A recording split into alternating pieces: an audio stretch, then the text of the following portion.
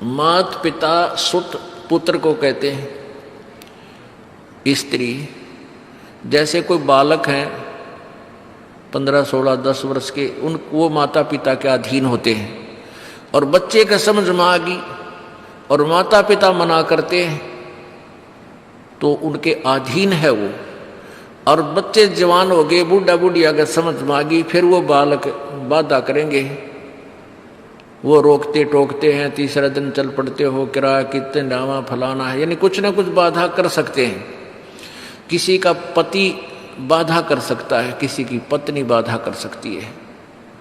जब भक्ति की तरफ अग्रसर होता है या सत्संग में आने की तैयारी करता है, या फिर आलस बंधु कान, आलस माने आप ढीले गोडे छोड़ दे, फिर देखांगे इबका नहीं जाता, सर्दी घनी है, गर्मी घनी है, और या बंधु कान लोक लाज, इनके कारण ये है भक्ति में बाधक।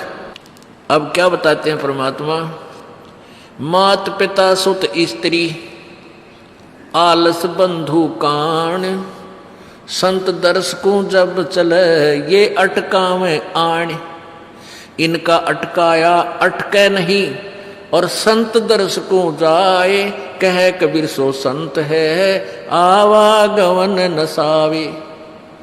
इनका अटकाया अटके नहीं, और संत दर्श को जाए यानी सत्संग में अवश्य जावे, कह कबीर सो संत है आवागमन नसाए, उसका कल्याण होगा। आज मीराबाई जी का कितनी श्रद्धा और आदर के साथ नाम लिया जाता है, और यदि वो उसी तरह की क्रियाएं करती जो उस समय की बहन बेटियां लोक लाज में फंस का अपना जीवन बर्बाद करगी, आज वो कुतिया बनी अंड है।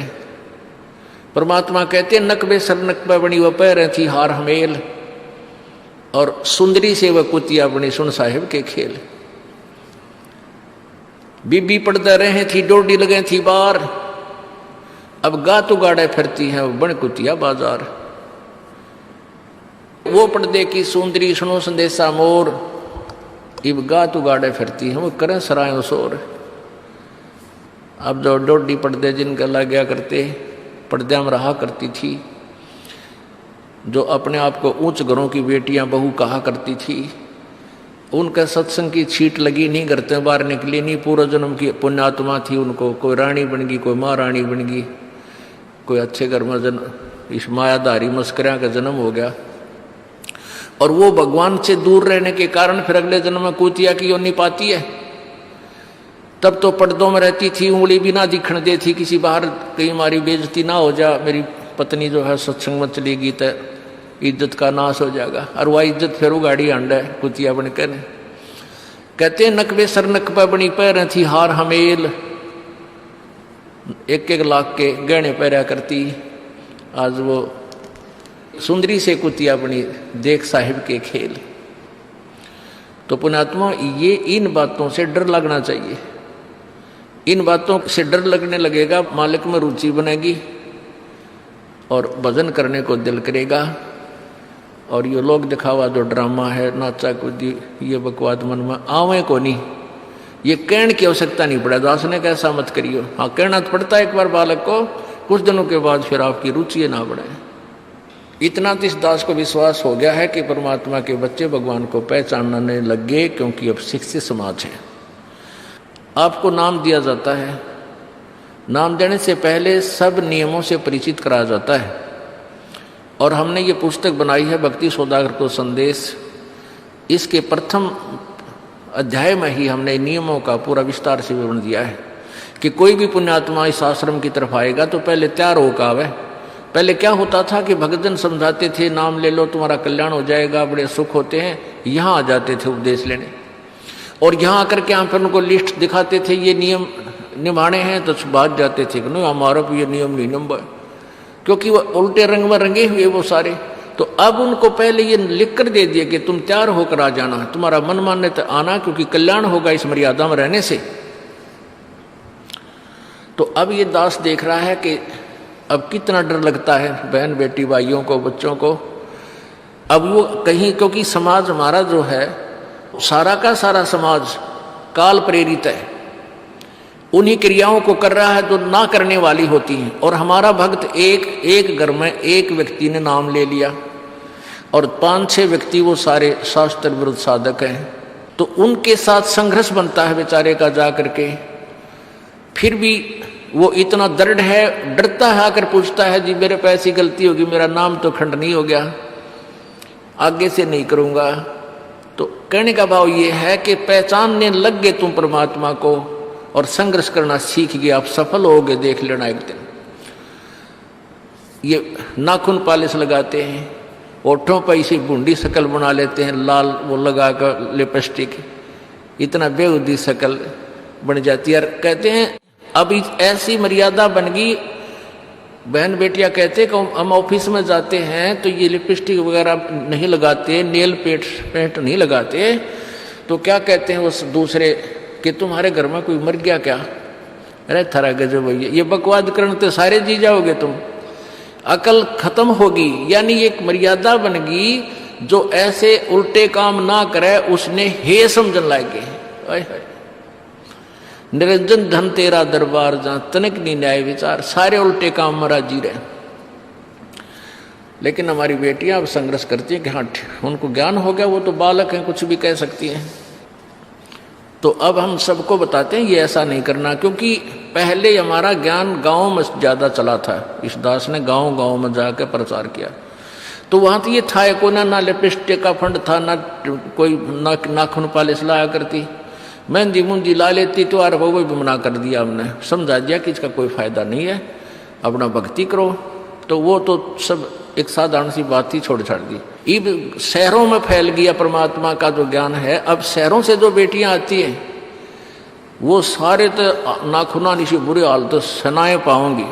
और इधर बिहार में तो और बेगन हो रहा है, बुढ़ी बालक सारे लाल ये नाखुना न कती नो कुसूती तरह पेंट करके लाओगे, नो चमकान दे। अब इनको समझाना पड़ता है कि ये नहीं करोगे तो मान जाते हैं कि नहीं आगे नहीं करेंगे हम, क्योंकि इनकी आवश्यकता भी क्या है। भगवान ने तो कितने सुंदर नाखून पहले बना के दे रखे, इन पर क्या फायदा और बकवाद करने की। तो मालिक ने जो अंग दे रखे हैं वो बहुत अच्छे बना के दे रखे हैं, इसमें हमको फेरबदल करें, ये हमारी वो लोग दिखावा मेकअप है, इसकी हमें आवश्यकता नहीं। अब तो हम आपको बता रहे हैं, समझा रहे हैं पहली बार, फिर आप पे सियाने हो जाओगे, आपकी अब पर रुचि ना करे। जैसे नानक साहब कहते हैं, ना जाने काल की कर डारे किस विध डल जा पासा वे, जिना के सरते मौत खड़क दी उन्होंने के डांस आवे। अब प्रसंग था कि साध मिले साड़ी शादी होंगी और विछड़ जा दिलगिरी वे, अख दे नानक सुनो जहाना ये मुश्किल हाल फकीरी वे। तो नानक साहब क्या बताते थे कि तुम जाते हो यहाँ से सत्संग सुनकर, और वहाँ आप ऐसे समाज में जाते हो जो सब काल प्रेरित होकर के वो साधनाएं, वो क्रियाएं, वो ड्रामाबाजी करता है, जिससे मुझे डर लगा रहता है कि कहीं आपकी क्रियाएं भंग ना हो जाएं और आप काल के मुंह में चले जाओ। जब तुम वापस आ जाते हो तो मुझे बहुत खुशी होती है कि परमात्मा के बच्चे काल के जाल से बचे हुए, तो उस दिन खुश होता हूं मैं। और तुम चले जाते हो तो मेरी एक तो वो ज्ञान कि यहाँ काल का लोक है, ना जाने कब जाना पड़ जावे, इस कारण से डर से अपनी भक्ति करता रहता हूं। और एक तुम्हारी भी चिंता खाती रहती है कि कहीं काल के जाल में ये बालक फिर ना फंस जाए। तुम वापस आ जाते हो एज इट इज, तो फिर मेरी खुशी का ठिकाना नहीं रहता। साध मिले साड़ी शादी होंगी, साध यानी साधु संत, ये भक्त आप साध हो, साधु माने जो साधना कर रहा है, और साधु सोए जो सीधा चाल है, यानी जो और लोग दिखावा बकवाद नहीं करता, शराब मांस तम्बाकू नहीं पीता, और मेकअप वगैरह शरीर के वापस जरूरत नहीं। कहते पति भरता भावानी चोम चटक श्रृंगार, जो पति भरता यानी जिसने केवल अपने पति से ही लगा हुआ है, फिर उसने बकवाद करने की क्या आवश्यकता है। तो कहने का भाव यह है कि हम सच्चे ढंग से जब लगेंगे, फिर हमने अब पे इच्छा ना हो किसी वस्तु की। परमात्मा कहते हैं इस काया का गर्व ना करियो के काला के गोरा रे, और बिना भजन इसका कुछ काम ना आवे, चाहे एतर छड़को चारों ओर आ रे। ये शरीर क्या है, ये गोरा दिखा है चाहे काला किसी का, इसने थोड़ा सा छोल के देख लो, एक जैसा कबाड़ सब में भरा पड़ा है, या ऊपर पालिश का फर्क रखा है, और इससे नाम अच्छा बूंदा मान लेते हैं। नहीं, ये चाहे काला है, चाहे टेढ़ा बेढ़ा है, चाहे किसा है बूढ़ा काना लंगड़ा है, इसमें जब भक्ति कर गया वो सफल है, और इस मेकअप में लग गया रहा वो असफल है, चाहे वो कितना सुंदर दिखता हो। तो पुण्यात्मा परमात्मा कहते ये मिट्टी है, इस मिट्टी से हमने लाभ उठाना है, इसे सोना बनाना है, भक्ति रूपी धन कमाना है, तो इसी से कमाया जाएगा। अब प्रसंग है कि झूठे सुख को सुख कहे, ये मान रहा मन मोद, ये सकल चबीना काल का, कुछ मुख में कुछ गोदी। अब परमात्मा आप बताओ, मैं आकर के बोली आत्मा हमें जगा रही है, हमने काल के कुएं की भांग पी रखी है, यहाँ की मान बढ़ाई और इस माया की। कबीर परमात्मा कहते हैं, कबीर ये माया अटपटी या त्रिगुणमयी माया, ब्रह्मा विष्णु महेश के द्वारा जो हमारे अंदर प्रेरणा कर रखी है, त्रिगुणमयी माया के विषय बता रहे हैं। कबीर ये माया अटपटी, सब घट आण अड़ी, किस किस को समझाऊं, ये तो कुएं भांग पड़ी। अब किस किस ने समझावे, सब एक तरह की भांग पी के एक जैसे विचार, एक जैसे बोल, एक जैसा ज्ञान इन्होंने ग्रहण किया हुआ है, और ये दास सच्चा ज्ञान सुनाता है, इसका विरोध करते हैं, इसको जल्दी समझ नहीं पाते, क्योंकि इनको इस माया रूपी और अज्ञान रूपी भांग का नशा हो रहा है। तो परमात्मा कहते हैं, कबीर ये माया अटपटी, सब घट आण अड़ी, और किस किस न समझाऊं, या तो कुएं भांग पड़ी, यानी सब ने एक जैसा ही ज्ञान ग्रहण करा, खैर सबके एक जैसे विचार हैं। अब झूठा सुख कौन सा है? इन कार कोठियों को हम अपना मानते हैं, संतान संपत्ति को अपना मानते हैं। इसका उदाहरण आपको दे दिया। परमात्मा कहते हैं, राम नाम कड़ुआ लगे और मीठे लागे दाम, दुविधा में दोनों गए भाई, माया मिली ना राम। माया तो मिले को नहीं, यानी मान लीजिए आपके पास अरबों संपत्ति, अरबों हो भी गई, तो वह तेरी नहीं। आपको 2-4 रोटी सुबह, 4 रोटी शाम है, और 1 वर्ष में गणे 4 कपड़े, कुर्ते पजामे बहुत, 1 वर्ष में खत्म। आप पाटे को नहीं, ऐसा काम रह रहा आजकल। और 2 जोड़ी चप्पल, कुर्ते, जूते, और 1 खाट का स्थान, 1 चारपाई आ जा, गणित 2 आ जा, जितने एक परिवार, एक व्यक्ति को 1 चारपाई। कहने का भाव यह कि ऐसा सीमित सा मकान, इतने की आवश्यकता आपको है, और बाकी पैसा आपके पास, उसने के सिर में मारोगे, क्या करोगे उसका? अब या तो कि तो बकवादा में लावेगा, कि तो शराब पीवेगा, कि तो और कोठी खरीद कर गिर देगा, उस पर कोई कब्जा कर लेगा, फिर लट्ठा मुकदमे होंगे, या कोई ले लेगा रिश्तेदार, या कोई मित्र बन कर फिर देखो ना, फिर खेचा तानी रात न नींद आओ ना, वह रखेगी बेगन में पात्रे, वो माया तने जीर्ण नहीं दे। और माया तो परमात्मा कहते हैं इस जीव की सबसे बड़ी शत्रु है, जो भगवान से दूर करे। अभी झूठे सुख को सुख मान लिया, कार कोठी होगी, बढ़िया व्यापार बिजनेस या कोई नौकरी होगी, तो भगवान से 100 कोस दूर है वो प्राणी। कोई एक आध पुण्यात्मा इसे प्रेरणा होकर आ जाता, वो तो फॉर एग्जाम्पल होते हैं। तो परमात्मा कहते हैं इसे सुख का आग लगे जो भगवान से दूर करे। परमात्मा कहते हैं वो दुख अच्छा हमारे लिए जो परमात्मा के चरणों में हमें लगाए रखे।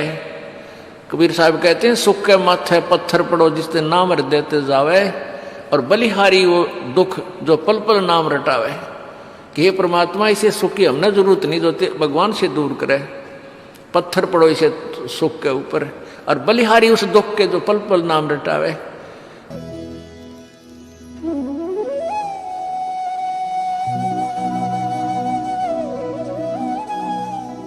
अगर आप ये वीडियो YouTube पर देख रहे हैं तो हमारे चैनल को सब्सक्राइब करें और बेल आइकन को दबाना ना भूलें। अगर आप Facebook पर ये वीडियो देख रहे हैं तो हमारे पेज को लाइक करें।